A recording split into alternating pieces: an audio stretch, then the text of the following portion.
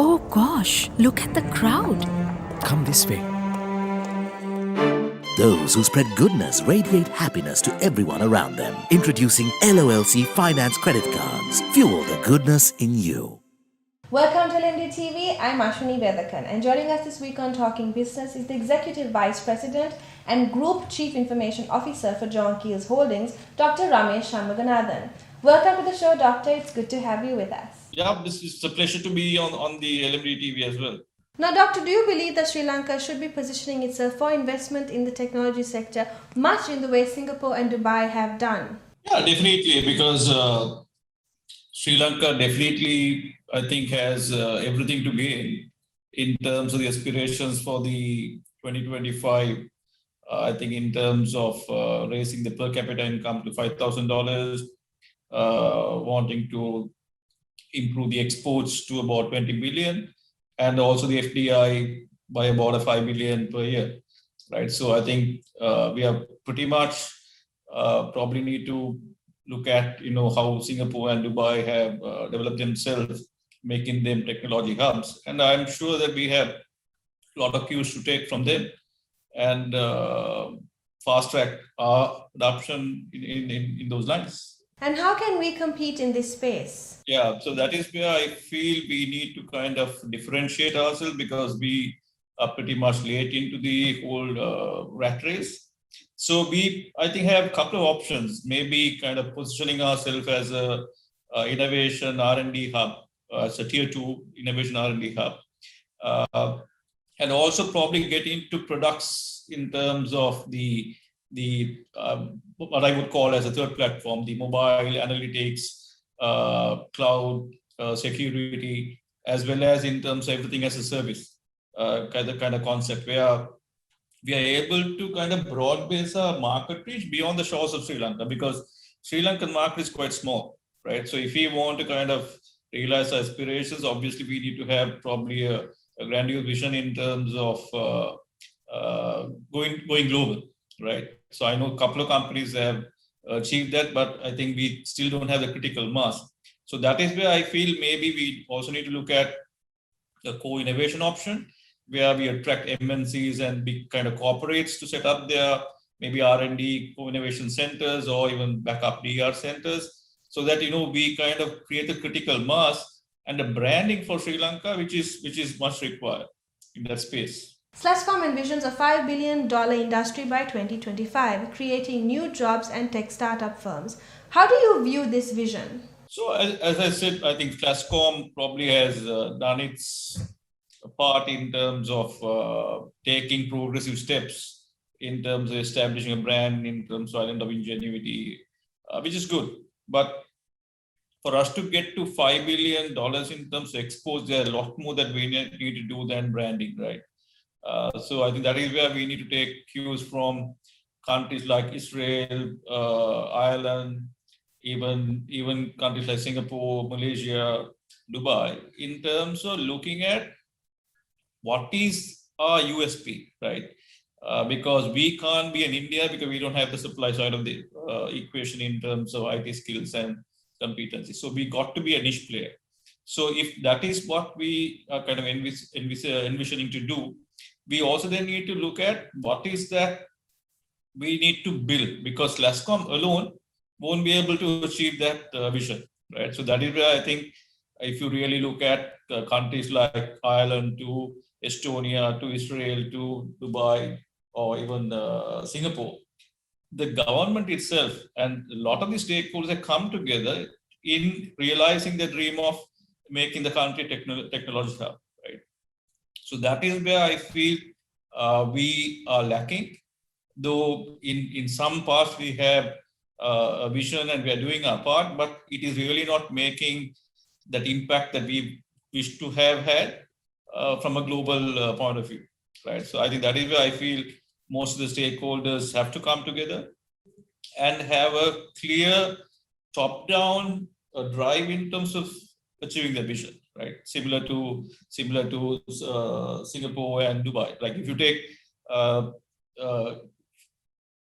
like if you look at San Francisco, right, or even in US, it's the Silicon Valley is more in terms of like a bottom-up kind of growth, right? Because that economy and how it kind of spanned or lends itself for a bottom-up way of growing that to become a technology hub.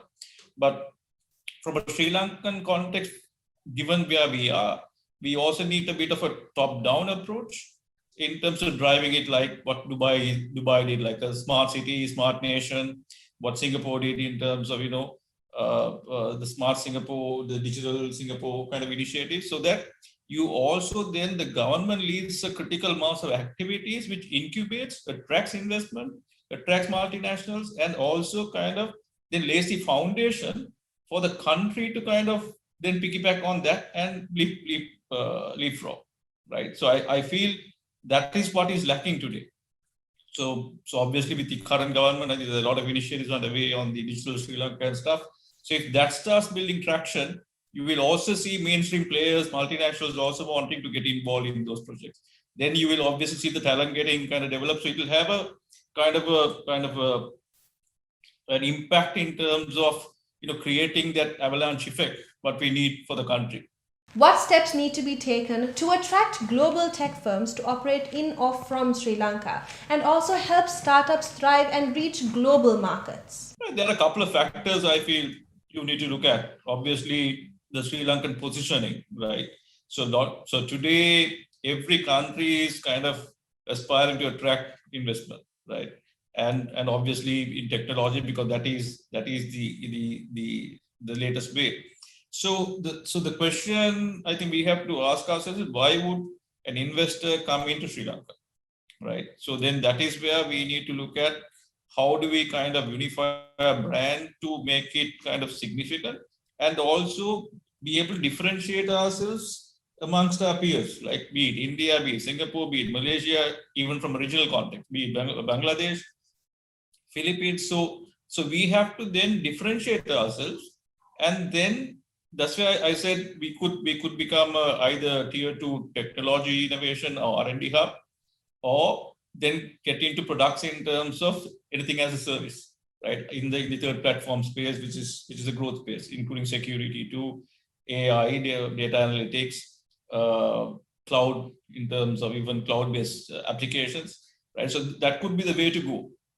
But the challenge that we also need to look at is, now, if we are attracting investment from overseas, we also need to have a stable FDI policies as well, right? Because a person who is looking to invest on these kind of things would look at a longer term view of the country, right? So the stability, economic stability, policy consistency, the reforms in terms of, for them to bring in expat workers into the country. So all of that would matter, right? So that is where you need to look at how Singapore and Dubai has really kind of modeled their way through. Is some things for us to learn from, because we can't be having a protectionist policy and hoping for everyone to come and invest in a country like us, right? So we also need to look at bringing certain reforms in terms of being able to attract those investors and also to nurture them to grow with us. Doctor, how do we develop talent and upscale skills within the country? So developing talent is it's a chicken and egg situation, right? So it's obviously we need to understand we have a supply side constraint in terms of number of students which our education system puts out, right? So obviously we will have to, if we are trying to aspiring to position ourselves at cutting edge in terms of as an innovation hub or R&D hub, we also need to cross-pollinate that with skills from overseas, right? So that is where I feel we need to kind of maybe liberalize our education system, right? Let others come and set up tertiary institutions in country. We should be able to, like Singapore and Dubai and India or Malaysia, attract overseas students to come and study here, right? So we should be able to, so we should stop thinking Sri Lanka is like has a China wall around us, right? So we have to integrate ourselves to the global ecosystem, and we should think like a global village, right?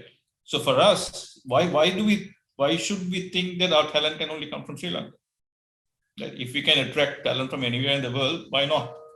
Right? And that's how we should look at it. But in the process, we also then need to enable that knowledge transfer happens to Sri Lankans. So the Sri Lankans are also able to upskill themselves. So today, if you look at Dubai 20 years ago and now, today the locals are much more educated and knowledgeable than they were 20 years back, right? But if they pursued the protectionist thing, they would have taken another 50 years to be where they are, right? So that is the whole thing that we need to learn, right? So our policymakers also need to wake up to this rather than paying to the gallery. Try to kind of look at, put country first and make certain policy decisions, which would be tough decisions to make, but much required. And on that note, we'll be going in for a short break.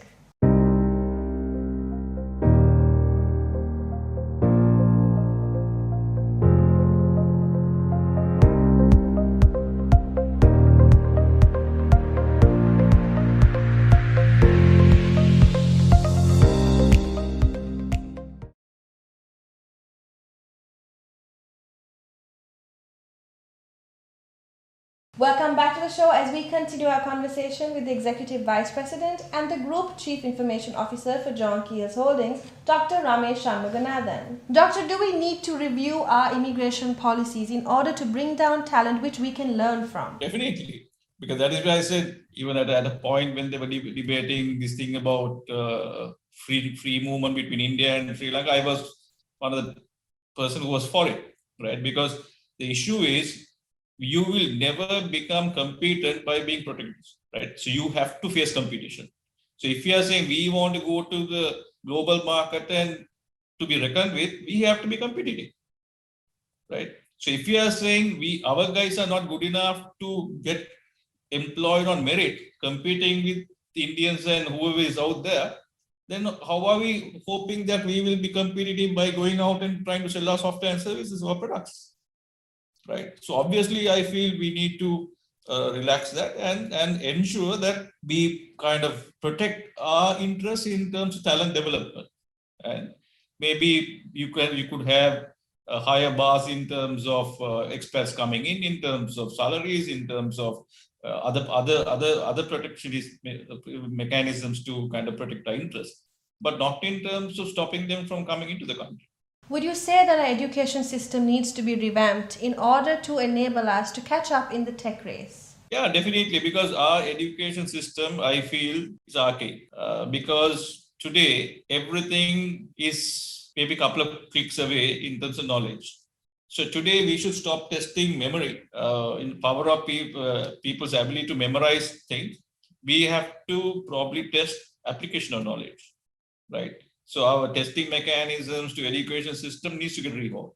I think we have to move away from this, long tech closed book text to open book text, where we are able to test kids in terms of their ability to learn things and apply things in a real life situation, right? And we have to also liberalize the education system, because I feel today we are kind of fragmented in terms of the system itself. So if you look at, we have X who sits for O levels, then 95% drops out to the A levels, right? Then we have maybe less than 1% of the X going to the tertiary education systems, right? So I don't know in what probability do we hope that we will create the if we want to be a knowledge economy that we claim to be, we are not producing enough knowledge workers to even accelerate our economy, right? So definitely that needs to get rehauled, and I feel education system must get liberalized to an extent from the state-owned kind of model, and you have to maybe allow private institutions also to kind of, in a regulated fashion, to come in and open out that whole thing, similar to like Singapore and Dubai, because that is how, if you look at today in Dubai, you have universities from US to UK to everything, right? And we probably started way ahead of them in having universities and stuff, right? We have had universities since 1950s, right? But Dubai probably had their first university maybe in the 80s, Data security is a growing concern. If we wish to attract investment in the tech sector, our security needs to be on point. Where does Sri Lanka stand in this regard? So security, as I said, is a growing space in terms of opportunity as well as threat. So more digitally inclusive we become, obviously cybersecurity is going to become a significant threat. So that is where I feel we also need to be in step as we evolve into a digital economy. Then the security aspects also has to evolve, including data privacy. I'm sure that there is a bill which is going to get passed about data privacy. So data privacy, data security, all of that have to be in step. So today, as a country, I don't think we have enough professionals in Sri Lanka to manage that better. And that's definitely an opportunity in terms of incubating that talent pool. And also it's a business opportunity as well. Right? Globally, security is one of the highly demanded skills. Second thing could be the data scientists, right? So these two are obviously growth opportunities for a country like us, and it's a niche market where we are not too late to get into that race, right? Because it is pretty kind of early start for most countries, and if we really get act together, we could definitely compete globally as well. Our final question for this evening, Doctor. What about our English language skills? Do they complement the IT sector and its needs? That's the million-dollar question is how do you define literacy, right? We claim that we have a high literacy rate, over 90%, but what does literacy mean? So the definition of literacy is no more just being able to read and understand a language, right? Because as you become progressive in terms of economy, the baseline in terms of literacy also needs to get refined. So I'm not too sure when was the last time we have redefined the benchmark for literacy in Sri Lanka. So I am really kind of puzzled. If we have a literacy rate of greater than 90%, why aren't we having enough people to go around in the knowledge economy? Everywhere we look, people are struggling to find the right people to be employed for the right job, right? So I think that is where I feel English is one aspect of it. But what is the benchmark? Even if you're saying English literacy, what is the benchmark? If we want to be globally competitive, that benchmark could be different. But if you are saying we just want someone to kind of read and speak English, that's a different benchmark altogether, right? So it all have to be aligned in terms of our aspiration. If we want to be a global economy, knowledge sector which is trying to propel and compete globally, then obviously our English standards are not good enough in terms of if you take a benchmark across Sri Lanka. I don't think we are there. Well, this has been an insightful conversation, but unfortunately we've reached the end of our segment. Thank you for joining us on the show this evening, Dr. Shanmuganathan. Thanks for having me. Have a good day. Coming up, we have an update on Sri Lanka's burning issues. Stay tuned. You love the feeling of being renewed. To stay beautiful every single day. To breathe just like we do. Because you are truly delicate. Protecting the ones who've been with us through the years. With Sayalac Care, the only wood coating that truly protects you. Sayalac Wood Coatings from Jat.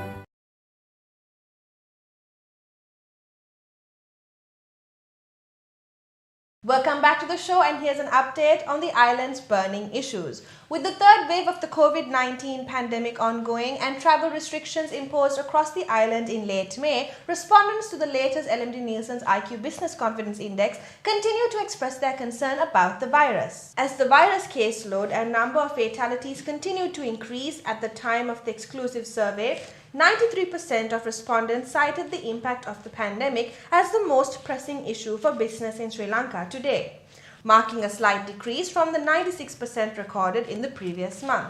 Next in line in terms of business concerns is inflation, with 70% compared to 58% in the preceding month of those consulted highlighting it as an issue. This is followed by growing concerns about political instability, according to 36%, up from 31% in the previous month. Of the survey sample, while 35% point to bribery and corruption as an issue when it comes to corporate circles. As for the most pressing national issue facing Sri Lanka today, the spread of the coronavirus remains the main concern, with an overwhelming majority of 92% versus the 94% in May of respondents saying as much. Furthermore, 64% of those polled considered the economy to be a national concern, a slight increase from the 61% recorded in the preceding month.